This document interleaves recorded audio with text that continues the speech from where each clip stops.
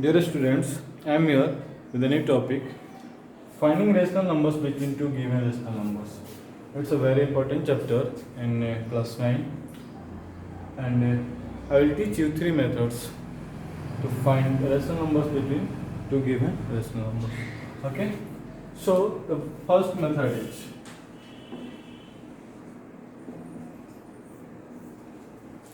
if x and y are two rational numbers where x is suppose less than y and you are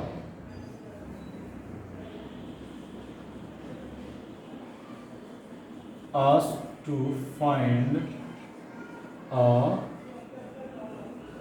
rational number between them अगर x और y दो rational number है जहाँ पर x is less then y है। अगर आपसे कहा जाए कि x और y के बीच में एक दूसरा रेशनल नंबर फाइंड कीजिए तो कैसे फाइंड करेंगे? x plus y by 2 will be a number lying between x and y. You can say that the average of the given rational numbers. Okay? For example, if 1 by 3, there are two rational numbers, 1 by 3 and 1 by 2. Okay? Here आप देखेंगे 1 by 3 और 1 by 2 इसमें बड़ा कौन है? तो जब numerator same हो तो जिसका डिनोमिनेटर छोटा होता है ना, ठीक है, तो वो जो रेशनल नंबर होता है वो एक्चुअली में बड़ा होता है और जिसका डिनोमिनेटर बड़ा होगा वो एक्चुअली में छोटा होता है। क्लियर ना? तो यहाँ पर 1 by 3 और 1 by 2 के बीच में एक रेशनल नंबर आपको फाइंड करना है। तो हम मान लेते हैं let x is equal to 1 by 3 and y is equal to 1 by 2, and we know that a rational number lying between x and y is given by x plus y by 2। तो 1 by 3 और 1 by 2 के बीच का वो rational number क्या हो जाएगा? क्या करेंगे? 1 by 3 plus 1 by 2 divided by 2 करेंगे। ठीक, इसको जब ऐड करेंगे 2 प्लस 3 by 6 डिवाइडेड बाई 2, 3 और 2 5, और ये जो 6 है 2 से मल्टीप्लाई होगा 5 by 12 हो जाएगा। And this is the required number. Listen to me carefully. This method is especially used when you are asked to find only one rational number between the given two rational numbers. यानी इस first method का use उस case में अधिक होता है जब आपको दो रेशनल नंबर के बीच में एक रेशनल नंबर फाइंड करने के लिए कहा जाता है। एक्चुअली देखिए 5 by 12 हो गया ना, यानी 1 by 3 is less then 5 by 12 is less then 1 by 2। अब आप अगर आप कहोगे हमको इसी मेथड से बनाना है, कोई बात नहीं, आप इसको और इसको यूज करो, इसको x मान लो, इसको y मान लो, x प्लस y by 2 करोगे, इन दोनों के बीच में एक नंबर आ जाएगा, फिर उसको y मान के इसको x मान के फिर ये फॉर्मूला यूज करोगे, आंसर तो आएगा। मेथड है तो आंसर तो आएगा। But if you are asked to find more rational numbers between the given two rational numbers, then you should not use this method, because the answer will be correct but the way you solve will be not more convenient. Okay, वो convenient नहीं होता है इसलिए, ठीक है ना? Always remember, इस chapter में इस टॉपिक में सबसे इम्पोर्टेंट बात यह है कि कोई भी व्यक्ति किसी भी मेथड से दो रेशनल नंबर के बीच में रेशनल नंबर फाइंड करें। अगर वो आंसर आपके बुक के आंसर से मैच नहीं करता है तो इसका अर्थ कतई नहीं है कि वो रॉन्ग है। इसका डिफरेंट आंसर्स हो सकते हैं। क्यों? क्योंकि आपको पता होना चाहिए दो रेशनल नंबर्स के बीच में इनफाइनाइट रेशनल नंबर लाई करते हैं। ध्यान से सुनो फिर से। दो रेशनल, जैसे कि आपसे कहा जाए 2 और 3, इसके बीच में कितने रेशनल नंबर्स हैं? How many rational numbers are there between two consecutive positive integer? ठीक है, तो आपका जवाब होना चाहिए किसी भी दो, चाहे वो पॉजिटिव हो या नेगेटिव कुछ भी हो, कोई भी दो रेशनल नंबर के बीच में इनफाइनाइट रेशनल नंबर्स लाई करते हैं। क्लियर ना? जब इनफाइनाइट रेशनल नंबर लाई करते हैं तो आपका आंसर हो सकता है आपके फ्रेंड के आंसर से मैच ना करे, उसका आंसर किसी और के आंसर से मैच ना करे, हो सकता है इसका आंसर इस भी जो मैं पढ़ा रहा हूँ इसका आंसर आपके बुक के आंसर से मैच नहीं करे। But if the process is correct then all the answers are correct because there are infinite rational numbers lying between two given rational numbers. Okay, so we proceed to the second method. So first of all note it.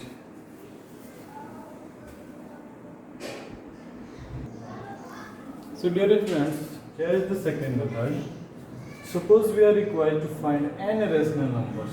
N may be any natural number. Okay, between two given rational numbers x and y. Here x and y, if they are two rational numbers, especially these are those rational numbers with different denominators, okay, such that x is less than y. Let d is equal to y minus x by n plus 1.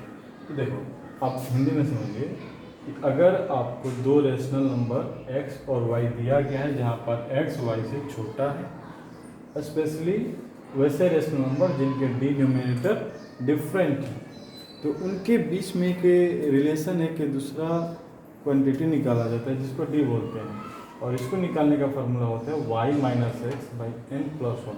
यह n वो number है जिसके मान लीजिए आपको 20 rational number निकालना है तो n का वैल्यू 20 हो जाएगा। आपको 5 रेशनल नंबर निकालना है तो n का वैल्यू 5 हो जाएगा। ठीक है, तो सबसे पहले आपको डी फाइंड कर लेना होता है, फिर n रेशनल नंबर x और y के बीच में जो होगा कैसे निकलेगा। इस फर्स्ट वाले नंबर में एक बार डी ऐड करेंगे, फिर x plus 2d, x plus 3d, x plus 4d and so on x plus n तक। ठीक है, आपको एक एग्जांपल से मैं इसको क्लियर करता हूँ, इसको आप पहले नोट कर लें।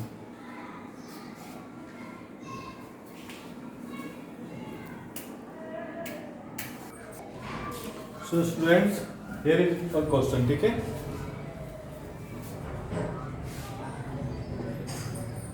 यहाँ पे दो रेशनल नंबर 3/5 और 2/3 दिया हुआ है और आपको इन दोनों के बीच में 5 रेशनल नंबर्स फाइंड करने हैं। ठीक है, सबसे पहले क्या करेंगे, let x is equal two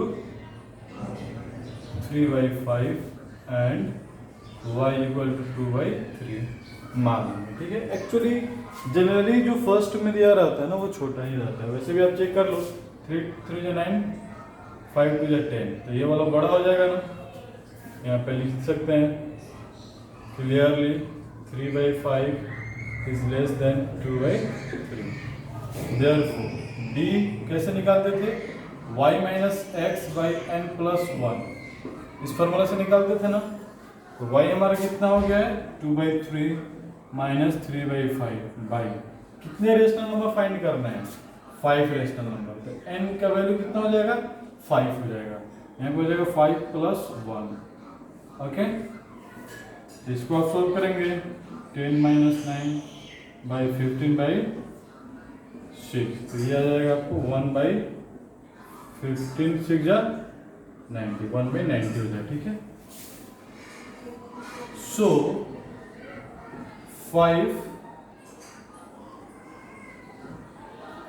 rational numbers are क्या होंगे, फॉर्मूला में क्या बताया गया था, x plus d, x plus 2d, x plus 3d, x plus 4d and x plus 5d। Okay, आपको कुछ नहीं करना है, x की जगह पर x का वैल्यू, d की जगह पर d का वैल्यू पुट करना है, इसको सोल्व करना है। ठीक है, बहुत ईजी है, अच्छा है। एक्स की जगह क्या पुट करेंगे 3/5 प्लस 1/90। नेक्स्ट क्या होगा 3/5 प्लस 2 डी है ना यहाँ पर, तो 2/90 हो जाएगा, क्योंकि 1/90 में 2 से मल्टीप्लाई करेंगे तो 2 बन जाए 2/90 हो जाएगा। ठीक है, 3/5 प्लस 3/90, 3/5 प्लस 4/90, 3/5 प्लस 5/90। क्लियर। अब अगर ये सोल्व होने वाला है सिंपल फॉर्म में तो इसको कटा देंगे। ठीक है,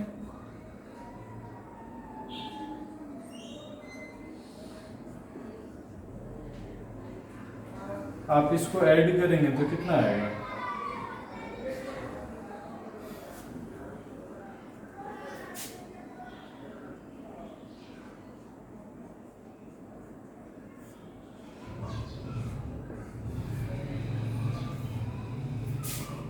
ये हो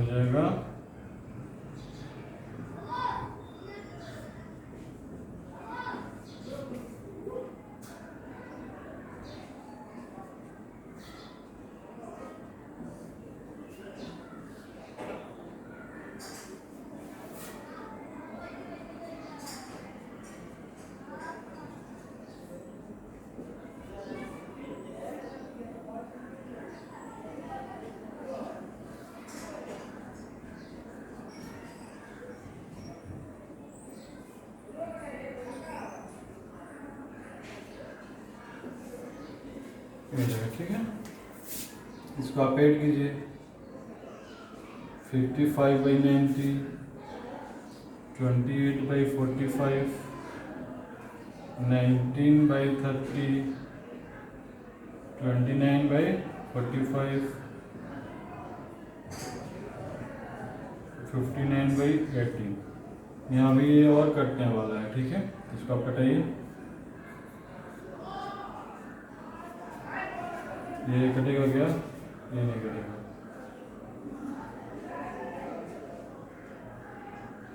आपको नहीं कटेगा। ठीक है, therefore 3/5 is less than 11/80 is less than 28/45 is less than 19/30 less than 29/45 is less than 59/18।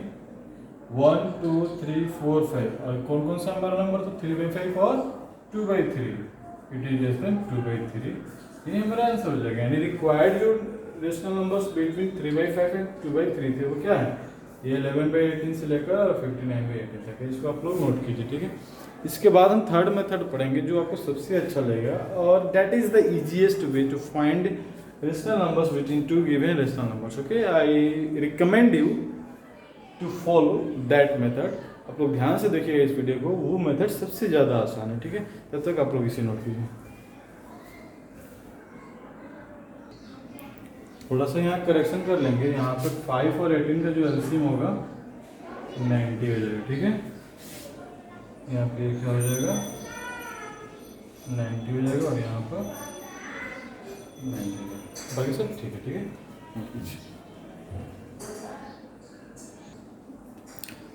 Method number 3,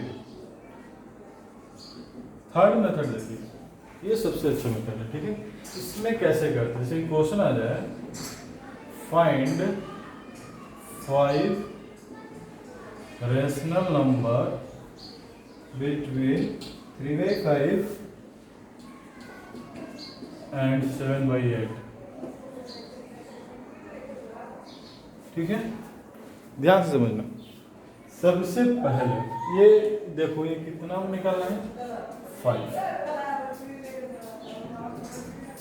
जैसे जैसे मैं लिखूंगा आपको सेम वैसे ही लिखना है, एक भी पॉइंट नहीं छोड़ना है और एक भी पॉइंट उसमें ऐड भी नहीं करना है। आप इतना ध्यान रखें। ठीक है, जैसे कि 3/5 है, 3/5 इज इक्वल टू, यहाँ पर 3/5 लिख लीजिए। ठीक है, 7/8 इज इक्वल टू बराबर 7/8 लिख लीजिए। यहाँ मल्टीप्लाई का साइन, यहाँ मल्टीप्लाई का साइन, इतना तो दे दीजिए। क्लियर।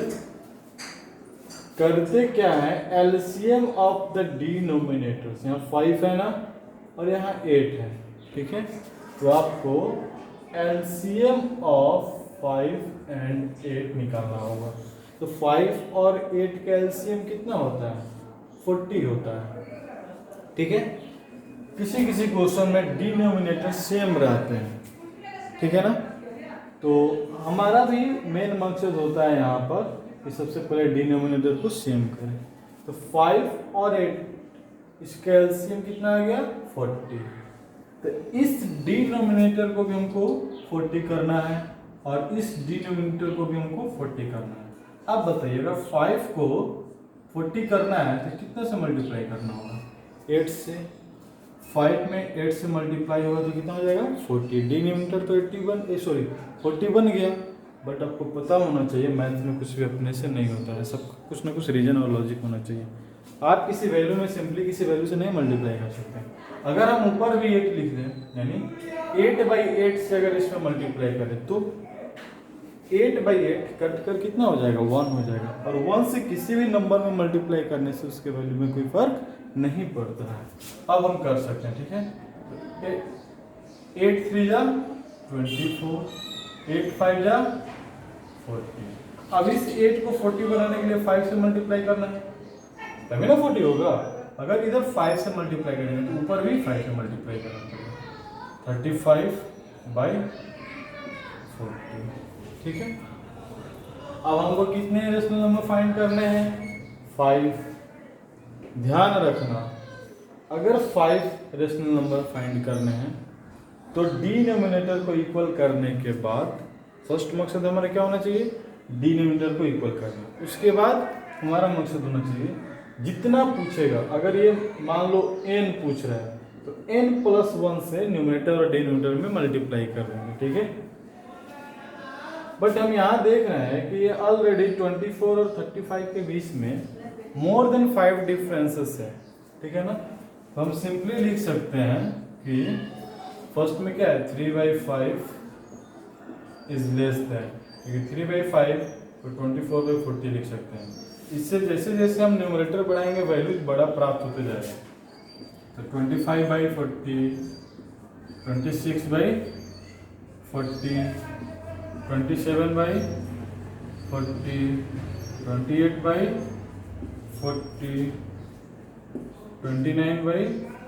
29/40, कितना हो गया, 1 2 3 4 5 आ गया ना।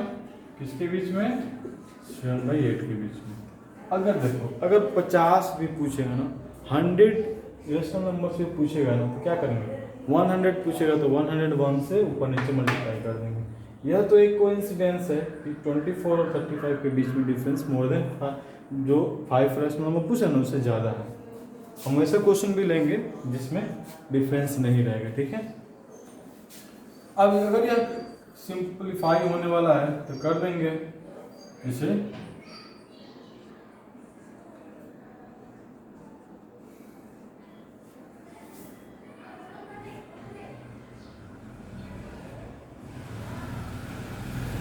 ठीक है।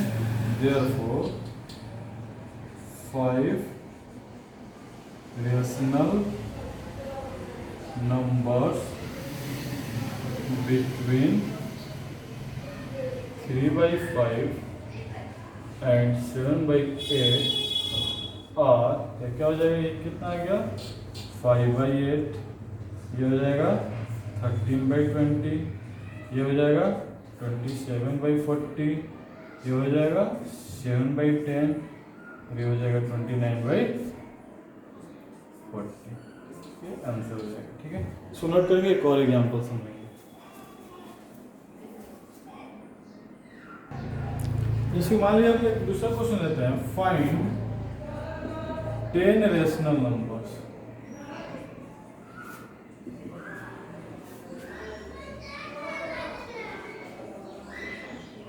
Between 3 and 4। 3 और 4 के बीच में आपको 10 रेशनल नंबर फाइंड करने हैं। क्या करना है, 3 को 3/1 लिख देंगे, 4 को 4/1 लिख देंगे, इक्वल टू फिर से 3/1, इसको 4/1, इतना काम तो कर देंगे ना। कितने रेशनल नंबर फाइंड करने हैं, 10। तो 10 करना है तो 11/11 से मल्टीप्लाई करें, ठीक है। 11/11, यहाँ भी 11/11। क्यों? क्योंकि यहाँ पे डिनोमिनेटर दोनों में सेम आ गया है, इसीलिए डायरेक्ट कर दी। ठीक है, 33/11 ये हो जाएगा 44/11। Clear? Therefore 3 is less then, यहाँ 33 है ना, जो 3 बार में कटेगा तो 3 तो आ ही जाएगा। उसके बाद 34/11, 35/11, 36/11, 37/11, 38/11, 39/11, 40/11, 41/11, 42/11, 43/11। कितना हुआ देखिए, 1 2 3 4 5 6 7 8 9 10 आ गया ना। अभी क्या हो जाएगा, 44/11। आप इस 3 को यहाँ पर आप लिख दीजिए 33/11। 11 33 तो आता ही है। आप इसको सिंप्लीफाई करके आप लिख दीजिए यहाँ पर 11 33 और ये 34/11 सेम लिख दीजिए, क्योंकि कोई कटने वाला नहीं है। 56/11, 37/,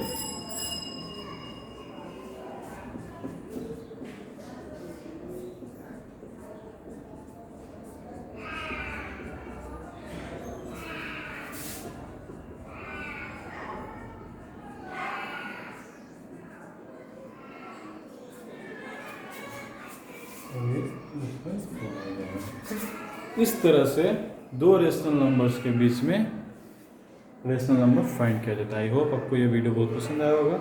अपना फीडबैक जरूर बताइएगा। अगर if you have any problem then drop your message in the comment box, I will solve them. Okay, thank you so much.